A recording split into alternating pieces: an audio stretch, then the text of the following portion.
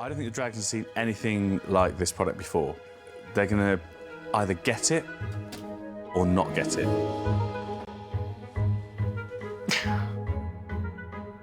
The best thing that can happen is they all want to make an offer. I guess we'll find out soon enough. Hello, Dragons. My name's Peter Wayne, and I'm the founder of Occo Form. I'm here today to ask for £70,000 for 15% of my business. I've spent many years working within the commercial office interior market, and during this time, I noticed something called the thermostat war. This is where individuals in an office are either too hot or too cold and argue over the temperature. That's why I came up with the Occo Form heated desk. Our desks produce a radiant heat that comes out from underneath the desk, heating the user's legs, their torso, body, as well as the wrists and fingers.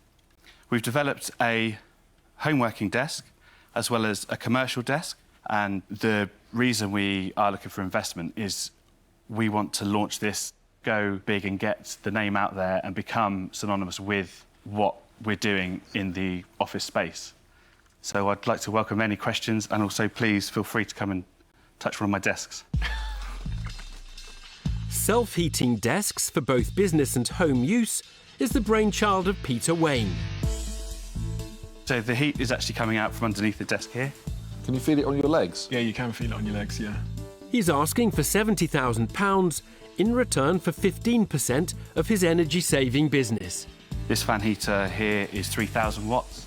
Our desk is just 260 watts, so you can run more than 10 desks for the same price as that one fan heater. Sarah Davies is first to turn up the heat with some questions. Peter. Hello. I love it when people solve a real, genuine problem. Brilliant. I mean, I'm just thinking about me. When I've been working at home this last year, I am that person, puts the heater on, too hot, turns it off, too cold, turns it on, and I'm on, off all day. Yeah. So I totally get the need for it. Where are you at in your journey at the moment?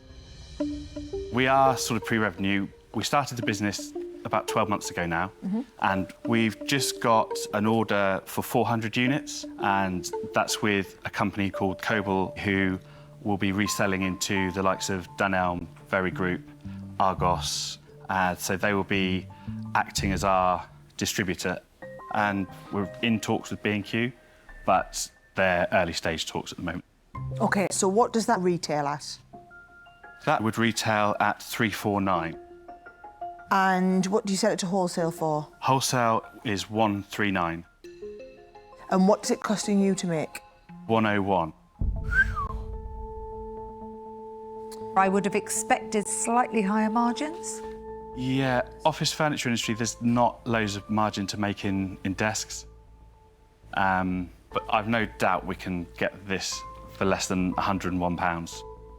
And this is where I am open to help.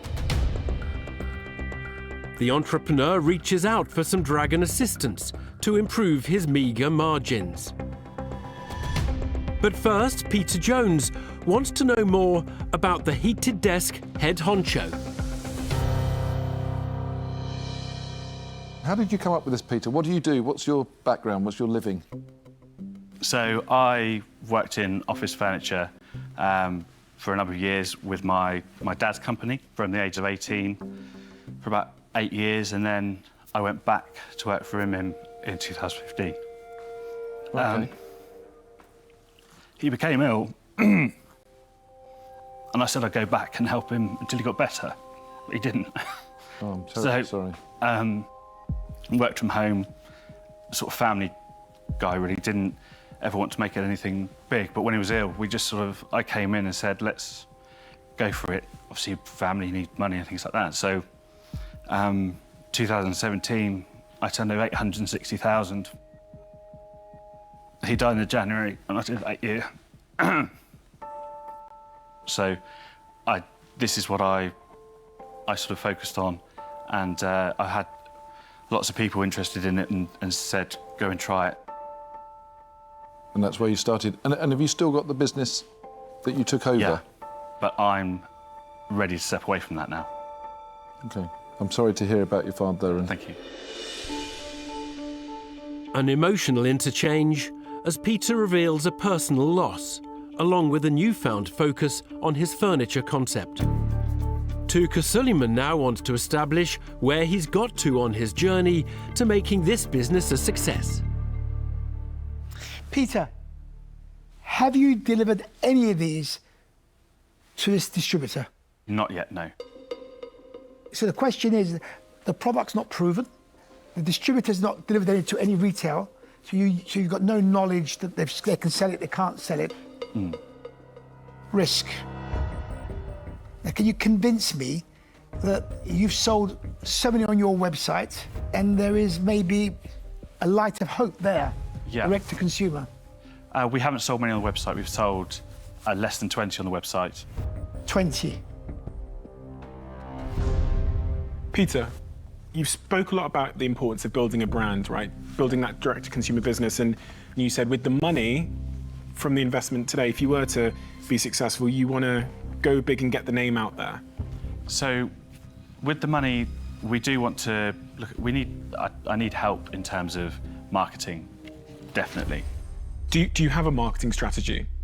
No, You not. don't have any marketing strategy? No. So if you don't have a marketing strategy, presumably you can't give me any future projections about how the business is going to perform. So the future projections are based on what we're looking at within the retail. Retail, just to be clear on the point about retail contracts that you don't currently have. Yeah. How can you make projections when you don't have the contracts, a plan? We do have a relatively detailed business plan. Let's do the projections then. So what are the projections for years 1, 2, and 3 going forward? Okay, so year one projection is 1.7 million. Year 1? Year one. Year 2 would be at 3.5 million. And then year 3, we would look at a 5.7 million pound turnover. Big numbers. How do you get to 5.7 million revenue in 3 years without a marketing plan and without any retail contracts at all? So in terms of the retail, we've got the contacts in terms of Cobalt and the other organisation. We've just got to get the contracts. But I believe that we can get these numbers because people love the product, they love the idea, and they love what it does. Peter fights for his future in the den after holding his hands up and admitting to not having a master plan when it comes to his marketing. And now Sarah Davies is keen to see if there's any competition in the hot desk sector. Is this a unique concept idea? Do you have any intellectual property on it? No, we can't get a patent on it because of prior art, so someone has tried it. There was a company in Germany in 2015 that tried it, and then there's another company in the UK, and it retails at £2,500. My worry is now, any Tom, Dick and Harry can come along and do this. What, copy? Yeah. I'm sure in 12 months' time, I wouldn't be surprised if we do get people. So you're expecting there to be imitation in the marketplace within 12 months? I expect that someone would copy when it takes off. But someone's thought of it before and not made it successful. So it leaves me thinking, is there actually a market for the product?